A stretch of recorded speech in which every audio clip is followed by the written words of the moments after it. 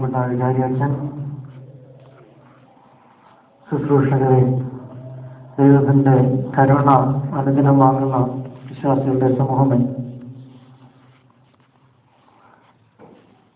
സഭാപിതാക്കന്മാർ ഇന്ന് ക്രമീകരിച്ച് തന്നിരിക്കുന്ന വേദഭാഗം ലൂക്കോസിന്റെ സുവിശേഷം 5-ാം അധ്യായത്തിൽ നിന്നുള്ള ഭാഗങ്ങളാണ്. സോബോറോ സ്കറിയോ എന്നറിയപ്പെടുന്ന സ്കറിയായോടുള്ള അറിയിപ്പിന്റെ ഞായറാഴ്ചയാണ് ഇന്ന്.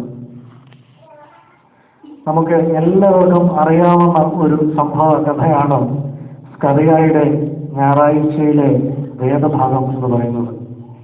സ്കറിയായോടുള്ള അറിയിപ്പിനെ സൂചിപ്പിക്കുന്ന വേദഭാഗം ഒരു കഥ എന്ന പോലെ നാം നമ്മുടെ മക്കൾക്ക് പറഞ്ഞു കൊടുക്കുകയും നാം ചെറുപ്പത്തിലായിരുന്നപ്പോൾ കേൾക്കുകയും ചെയ്തിട്ടുള്ളവയാണ്. സ്കറിയ ദുർഗനെ കുറിച്ച് പഠിക്കുകയാണെങ്കിൽ ദൈവത്തിൻ്റെ അളവില്ലാത്ത കരുണ ഏറ്റുവാങ്ങുകയും ഒരു പുരോഹിത വൃത്തിയിലേക്ക് ഏർപ്പെടുകയും ചെയ്ത ഒരു വ്യക്തിയായിരുന്നു. സ്കറിയ പുരോഹിതൻ വിശുദ്ധ ദേവാലയത്തോട് ഏറ്റവും അടുത്തു നിൽക്കുകയും തന്റെ ഭാര്യയെ ദൈവത്തോട് ചേർത്ത് നിൽക്കുവാൻ എപ്പോഴും ഉത്സാഹിക്കുകയും ചെയ്തിരുന്ന ഒരു വ്യക്തിയാണ്. വർഷങ്ങളോളം ഇങ്ങനെ ദൈവത്തിന് പാദസേവ ചെയ്യുകയും അവന്റെ ബലിപീഠത്തിന് മുമ്പാകെ പ്രാർത്ഥനകളെ അർപ്പിക്കുകയും ചെയ്തിട്ട് ഇരുന്നിട്ടും അവർക്ക് മക്കളില്ലായിരുന്നു എന്നുള്ള ഒരു ശോചനീയ അവസ്ഥ, അല്ലെങ്കിൽ നാണക്കേടിൻ്റെതായ ഒരു അവസ്ഥ അവർക്ക് ഉണ്ടായിരുന്നു. അന്നത്തെ കാലത്തെ കുറിച്ച് പഠിക്കുകയാണെങ്കിൽ മക്കളില്ലാത്തവർ അല്ലെങ്കിൽ മച്ചിയായിട്ടുള്ള സ്ത്രീകൾ എന്ന് പറയുന്നത് വളരെ അപമാനിക്കപ്പെട്ടിരുന്നവരും നാണം കെട്ടവരുമായി കണക്കാക്കപ്പെട്ടിരുന്ന ഒരു കാലയളവാണ്. അങ്ങനെയുള്ള ഒരു കാലയളവിൽ ദൈവത്തോട് എത്രയും ചേർന്ന് നിന്നിരുന്ന സ്കറിയ പുരോഹിതനും തന്റെ ഭാര്യയ്ക്ക് മക്കളില്ലായിരുന്നു എന്ന് പറയുന്നത് സ്കറിയ പുരോഹിതന്റെ വർഗത്തിന് തന്നെ ഒരു നാണക്കേട് ഉണ്ടായിരുന്ന ഒരു അവസ്ഥയാണ്. എന്തുകൊണ്ടാണ് സ്കറിയ പുരോഹിതനും തന്റെ ഭാര്യ എലിസബത്തിനും ഇങ്ങനെയൊരു അവസ്ഥ വന്നത് എന്ന് നമുക്ക് അല്പമായി ചിന്തിച്ചുകൊണ്ട് ഇന്നത്തെ വചന ശുശ്രൂഷയിൽ ഞാൻ വിരമിച്ചുകൊള്ളാം.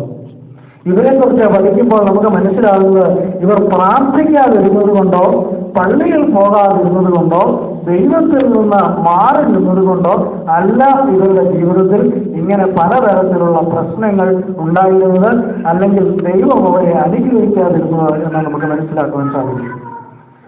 നാം ഓരോരുത്തരും പള്ളിയിലേക്ക് കടന്നു വരുന്നു, വിശുദ്ധ ബലിയിൽ സംബന്ധിക്കുന്നു, ദൈവത്തിന് വേണ്ട നേർച്ച കാഴ്ചകൾ സമർപ്പിക്കുന്നു, വേണ്ട കാരുണ്യ പ്രവർത്തനങ്ങൾ നാം ചെയ്യുന്നു. എന്നിരുന്നാൽ തന്നെ നമ്മുടെ ജീവിതത്തിൽ ചെറിയ ചെറിയ കുഴപ്പങ്ങളും പരിമിതികളും അല്ലെങ്കിൽ പ്രശ്നങ്ങളും ഉണ്ടാകുമ്പോൾ നാമും സ്കറിയ പുരോഹിതനെ പോലെ ചിന്തിക്കാറുണ്ട്. എന്തുകൊണ്ടാണ് എല്ലാ ഞായറാഴ്ചയും പള്ളിയിൽ പോവുകയും എല്ലാ മാറാനായ പെരുന്നാളുകളിലും പള്ളിയിൽ പോവുകയും ചെയ്തിരുന്നിട്ടും എൻ്റെ ജീവിതത്തിൽ ഇങ്ങനെ ഒരു പ്രശ്നമുണ്ടായത് എന്ന്. എന്നാൽ ആ പ്രശ്നമുണ്ടായി കഴിയുമ്പോൾ ആ പ്രശ്നത്തിൽ നിന്ന് ദൈവം അവരെ വിളിച്ച് ഉയർപ്പിച്ച് പ്രശ്നത്തിന് പരിഹാരമായി അല്ലെങ്കിൽ ഒരു വിജയമായി ഒരു ജീവിതം കൊടുക്കും എന്നുള്ളതാണ് ഇന്നത്തെ വിശുദ്ധ ഏവൻഗേലിയനിലൂടെ നാം കാണുന്നത്. പഴയ നിയമ കാലത്തെക്കുറിച്ച് പഠിക്കുകയാണെങ്കിൽ യൗസേപ്പിന്റെ കഥ നമുക്ക് മനസ്സിലാവുവാനായിട്ട് സാധിക്കും. യൗസേപ്പ് വളരെ നീതിമാനായ ഒരു ബാലനായിരുന്നു. തന്റെ സഹോദരന്മാരാൽ അവന് ഏറ്റവും നിന്ദ അനുഭവിക്കേണ്ടി വന്ന ഒരു ബാലനായിരുന്നു. ദൈവത്തോട് ചേർന്ന ഒരു ബാലനെ സഹോദരന്മാർ കൊന്നു കളയുവാനായിട്ട് ഒരു പൊട്ടക്കിണറ്റിൽ ഇട്ട് അവനെ അവിടെ നിന്ന് അപ്പന്റെ അടുത്ത് നിന്ന് മാറ്റപ്പെട്ടതായ ഒരു അവസ്ഥ ദൈവ പൈതലായിരുന്ന യൗസേപ്പിന് ഉണ്ടായി. എന്നാൽ പിന്നീട് നാം ചിന്തിക്കുമ്പോൾ അല്ലെങ്കിൽ വായിച്ചു വരുമ്പോൾ നമുക്ക് കാണുന്നത് യൗസേപ്പിന് വന്ന നാണക്കേടിൽ നിന്ന് അല്ലെങ്കിൽ അപമാനത്തിൽ നിന്ന്, തന്റെ സഹോദരന്മാരാൽ കണ്ട ഏറ്റപ്പെട്ട അപമാനത്തിൽ നിന്ന് യൗസേപ്പിനെ യഹോവയായ ദൈവം വിളിച്ച് ഒരു വലിയ ഒരു സ്ഥാനത്തേക്ക് കൊണ്ടുവരുന്നതാവുകയും ആ സ്ഥാനത്ത് വന്ന് ഇരുന്നു കഴിഞ്ഞപ്പോൾ തന്റെ സഹോദരന്മാർ തന്റെ മുമ്പിൽ മുട്ടുമടക്കി അവരെ വന്ദിക്കുകയും ചെയ്തതായ ഒരു ഭാഗം നമുക്ക് കാണുവാൻ സാധിക്കും.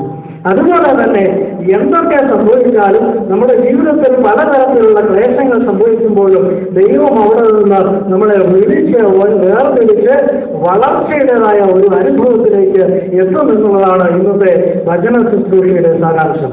യെശയ്യാ ദീർഘദർശിയുടെ 59-ാം അധ്യായം 1-ാം വാക്യത്തിൽ ഇങ്ങനെ പറയുന്നു, രക്ഷിപ്പാൻ കഴിയാതെ വണ്ണം അവന്റെ കൈ കുറുകിയിട്ടില്ല. എല്ലാവരും ചേർന്നൊന്ന് പറയണം, രക്ഷിപ്പാൻ കഴിയാതെ വണ്ണം അവന്റെ കൈ കുറുകിയിട്ടില്ല. രക്ഷിപ്പാൻ കഴിയാതെ വണ്ണം അവന്റെ കൈ കുറുകിയിട്ടില്ല. കേൾപ്പാൻ കഴിയാതെ വണ്ണം അവന്റെ ചെവി അടഞ്ഞു പോയിട്ടില്ല. എല്ലാവരും ഒന്ന് ഉറക്കം പറഞ്ഞ്, രക്ഷിപ്പാൻ കഴിയാതെ വണ്ണം അവന്റെ കൈ കുറുകി പോയിട്ടില്ല. കേൾപ്പാൻ കഴിയാതെ വണ്ണം അവന്റെ ചെവി അടഞ്ഞു പോയിട്ടുമില്ല. ഇതാണ് നമുക്ക് നമ്മുടെ മനസ്സിലേക്ക് എന്നും ചിന്തയ്ക്കായി കടന്നു വരേണ്ട വാക്യം. രക്ഷിപ്പാൻ കഴിയാതെ വണ്ണം നമ്മുടെ യഹോവയുടെ, നമ്മുടെ ദൈവത്തിന്റെ കൈകൾ ഒരിക്കലും കുറുകിപ്പോയിട്ടില്ല. നമ്മുടെ പ്രാർത്ഥനകൾ കേൾക്കാതിരിക്കുവാൻ അവന്റെ ചെവി ഒരിക്കലും അടഞ്ഞു പോയിട്ടില്ല. യെശയ്യായുടെ ദീർഘദർശനത്തിലൂടെ നമുക്ക് വായിക്കുമ്പോൾ അത് മനസ്സിലാവുന്നതാണ്. നമ്മുടെ ജീവിതത്തിൽ ചെറിയ ചെറിയ പ്രശ്നങ്ങൾ ഉണ്ടാകുമ്പോൾ നാം മനസ്സിലാക്കേണ്ട കാര്യമെന്ന് പറയുന്നത്, യഹോവയുടെ കൈ കുറുകിപ്പോയിട്ടില്ല. അവന്റെ കൈ അവിടെ ശക്തമായി നിലകൊള്ളുന്നു. അവൻ നമ്മളെ പിടിച്ച് വലിച്ച് കയറ്റും. ജീവിതത്തിൽ ഇനിയൊരു ഉയർച്ചയിലേക്ക് നമ്മളെ കൊണ്ടുവരും എന്നുള്ള ആ ചിന്ത നമ്മുടെ മനസ്സിലേക്ക് വരണം.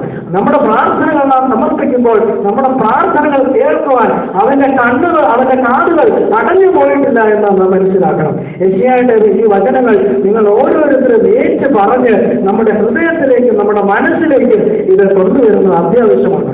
കാനായിലെ കല്യാണത്തിന്റെ വിരുന്നിനകത്ത് നാം കാണുന്നു, വായിച്ചു വരുമ്പോൾ യോഹന്നാന്റെ സുവിശേഷത്തിൽ നാം കാണുന്നത്, കാനായിലെ കല്യാണത്തിന് നാണക്കേടിൻ്റെതായ ഒരു അവസ്ഥ വന്നു കഴിഞ്ഞപ്പോൾ യേശു തമ്പുരാൻ അവിടെ പ്രവർത്തിക്കുകയും നാണക്കേടിൽ നിന്ന് ആ കുടുംബത്തെ രക്ഷിക്കുകയും അത്രയും ചെയ്തത്. അതുകൊണ്ട് എന്റെയും നിങ്ങളുടെയും ജീവിതത്തിൽ നാണക്കേടിൻ്റെതായ, മറ്റുള്ളവരുടെ മുമ്പിൽ അപമാനത്തിൻ്റെതായ, നമ്മുടെ ജീവിതത്തിൽ ഏറ്റുപുറച്ചിലുകളുടേതായ ഒരു അവസ്ഥ വന്നാൽ നീ എന്ന് ചിന്തിക്കേണ്ടത്, എനിക്ക് ഒരു വളർച്ചയുടേതായ ഒരു അവസ്ഥയുണ്ടാകും.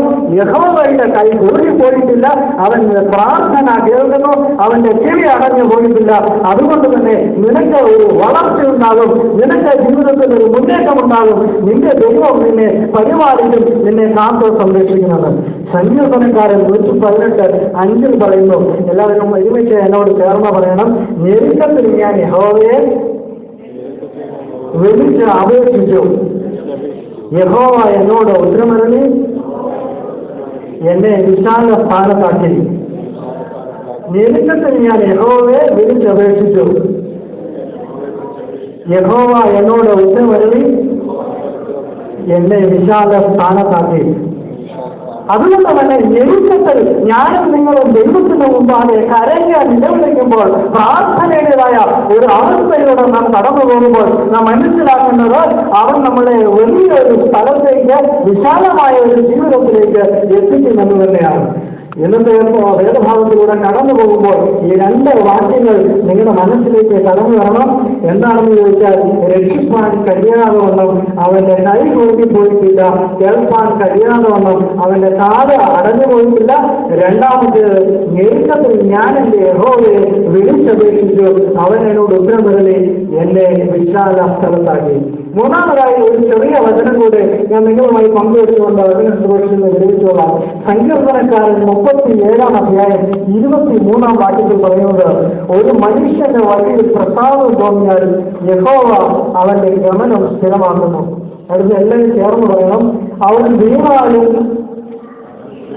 നിലം പരിശാകയില്ല, യഹോവ അവനെ കൈ പിടിച്ച് താങ്ങുന്നു. അവൻ വീണാലും നിലം പരിശാകയില്ല, യഹോവ അവനെ കൈ പിടിച്ച് താങ്ങുന്നു. അതുകൊണ്ട് തന്നെ നമ്മുടെ മനസ്സിലേക്ക് കടന്നു വരുന്നതായ 3 വാക്യങ്ങളാണ് ഞാനത് നിങ്ങളുമായി പങ്കുവെച്ചത്. യഹോവയുടെ കൈ കുറുകിപ്പോയിട്ടില്ല, അവന്റെ ചെവി അടഞ്ഞു പോയിട്ടില്ല, അവൻ ഞെരുക്കത്തിൽ അവനോട് വിളിച്ചപേക്ഷിക്കുമ്പോൾ യഹോവ ഉത്തരമരുളി വിശാല സ്ഥലത്ത് എത്തിക്കും. മൂന്നാമതായിട്ട്, അവൻ വീണാലും നിലം പരിശാകയില്ല, യഹോവ അവന്റെ കൈ പിടിച്ച് അവനെ താങ്ങും. അതുതന്നെയാണ് സ്കറിയാപുരോഹിതന്റെയും എലിശബത്തിന്റെയും ജീവിതത്തിൽ സംഭവിച്ചത്. യഹോവയോട് ചേർന്ന് നിന്നപ്പോൾ അവർക്ക് ഒരു ചെറിയ ഒരു നാണക്കെട്ടിൻ്റെതായ ഒരു അവസ്ഥ വന്നിരിക്കാം.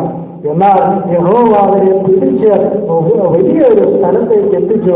അവരുടെ പ്രാർത്ഥന കേൾക്കാതെ ഇരുന്നില്ല.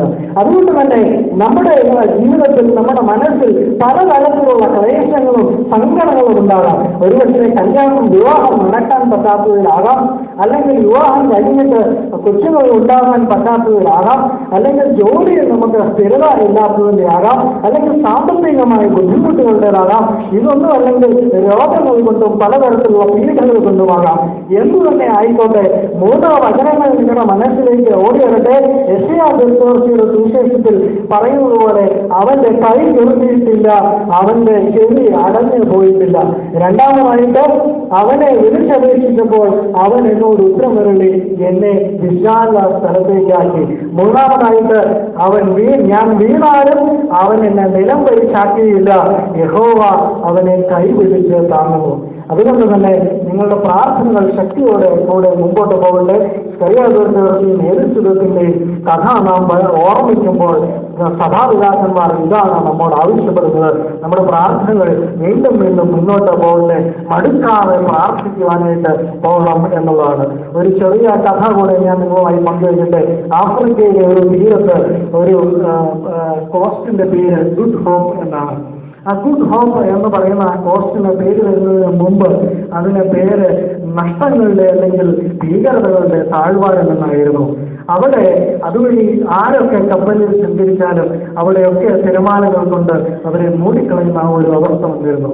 എന്നാൽ ബർത്തൽമയോ ഡയസ് എന്ന് പറയുന്ന ഒരു മനുഷ്യന് അന്നത്തെ ഗവൺമെന്റ് കൊടുത്ത ഒരു ഉദ്യമം എന്ന് പറയുന്നത് അവിടെ നിന്ന് ആഫ്രിക്കയിലെ ആ ഒരു തുറമുഖത്തിൽ നിന്ന് മറ്റ് ഭാഗങ്ങളിലേക്ക് പോകുവാനായിട്ടുള്ള വഴി കണ്ടുപിടിക്കുന്നവരാണ്. ബർത്തൽമയോ ഡയസ് തന്റെ കൂട്ടരുമായി കപ്പലിൽ സഞ്ചരിച്ചു. ഇവിടെ എത്തിക്കഴിഞ്ഞപ്പോൾ അദ്ദേഹത്തിന് മനസ്സിലായി ഇത് ദുരന്തങ്ങളുടെ കലവറയാണ്, നമുക്ക് ഇനി രക്ഷയില്ല എന്ന്. കാറ്റ് ശക്തമായി അടിക്കുവാൻ തുടങ്ങി, ഓളങ്ങൾ ശക്തമായി അടിക്കുവാൻ തുടങ്ങി. ബർത്തൽമയോ ഡയസ് തന്റെ കൂടെ ഇരുന്ന് എല്ലാവരെയും ചേർത്ത് നിർത്തിക്കൊണ്ട് പ്രാർത്ഥിക്കുവാനായിട്ട് പറഞ്ഞു. ഇവരെല്ലാവരും പ്രാർത്ഥിച്ചപ്പോൾ ഈ മനുഷ്യൻ ഒരു കൊച്ചു കുഞ്ഞിനെ എടുത്ത് പൊക്കി ആകാശത്തേക്ക് പൊക്കി പിടിച്ചുകൊണ്ട് പറഞ്ഞു, യഹോവയായ ദൈവമേ, ഈ ബാലന്റെ നിഷ്കളങ്കതയെ കണ്ട് നീ ഈ കടലിനെ ശാസിക്കണമേ എന്ന് പറഞ്ഞ് പ്രാർത്ഥിച്ചു. കടൽ ശാന്തമായി. അവർ മുന്നോട്ട് പോയി. അങ്ങനെ ആഫ്രിക്ക മുതൽ ഇന്ത്യ വരെ അങ്ങനെ അവർ തുറമുഖത്ത് കപ്പലിലൂടെ സഞ്ചരിക്കുന്ന പാത കണ്ടുപിടിച്ചു എന്നാണ് ചരിത്രം പറയുന്നത്. അതുകൊണ്ട് തന്നെ എന്തെല്ലാം പ്രക്ഷുബ്ധമായ കാലാവസ്ഥകളോട് നാം സഞ്ചരിക്കുമ്പോൾ നിഷ്കളങ്കമായ പ്രാർത്ഥന സമർപ്പിക്കുവാൻ എനിക്ക് നിങ്ങൾക്കും കഴിയണം. അതിന് കഴിയട്ടെ എന്ന് പറഞ്ഞുകൊണ്ട് എൻ്റെ വാക്കുകൾ ഞാൻ അവസാനിപ്പിക്കട്ടെ. ദൈവത്തിനാമം മാത്രം ഓർത്തപ്പെടുമാറാകട്ടെ.